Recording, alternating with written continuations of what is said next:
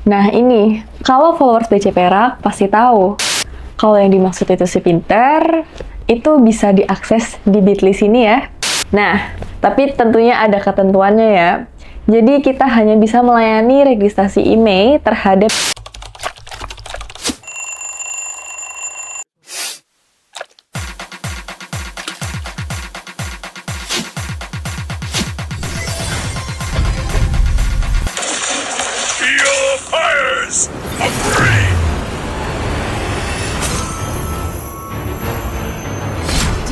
Alah, api tenang, mundur, embunnya.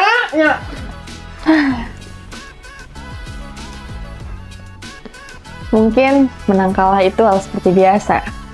Kita bermain, kita mencari pengalaman. Mungkin menang kalah itu hal seperti biasa. Kita bermain, kita mencari pengalaman.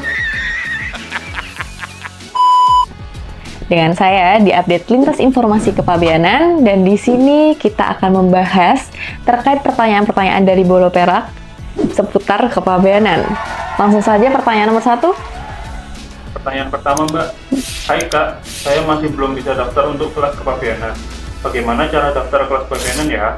Nah ini, kalau followers BC Perak pasti tahu kalau kelas kepabeanan itu nggak ada pendaftarannya.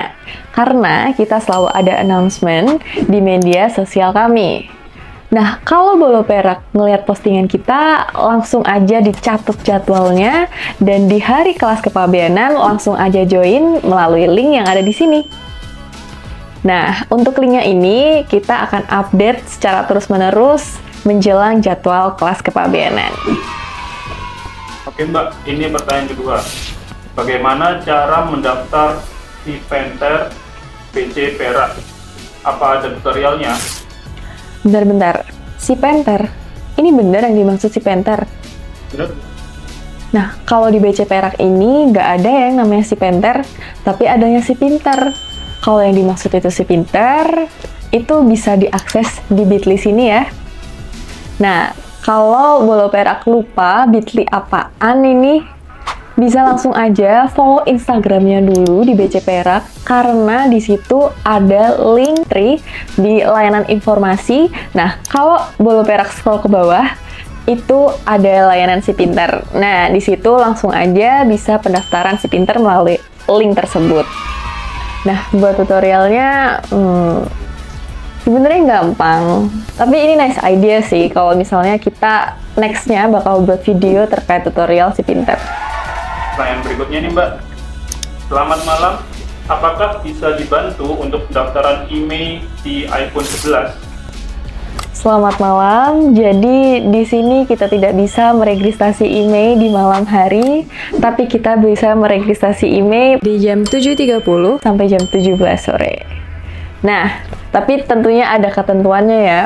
Jadi kita hanya bisa melayani registrasi email terhadap device yang berasal dari luar negeri.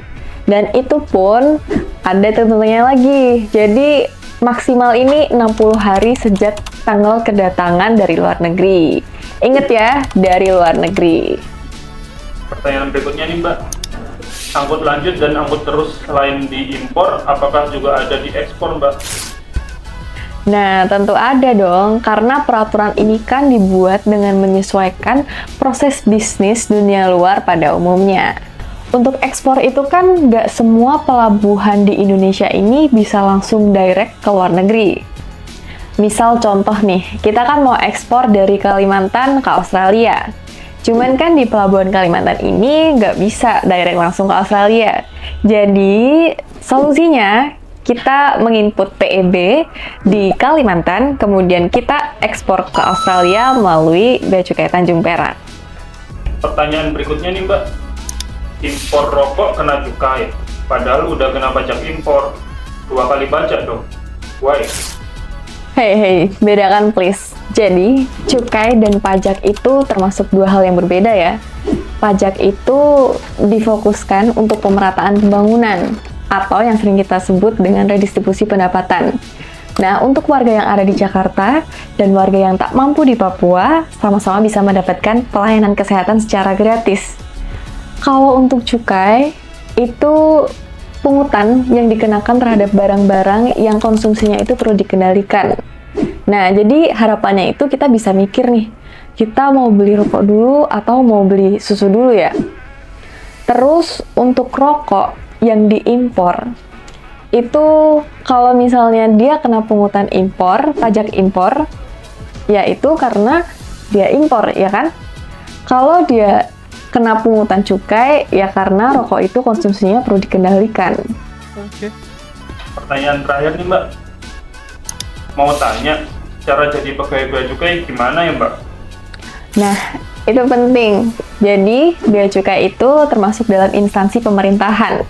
Kita semua pegawai bea cukai itu termasuk ASN.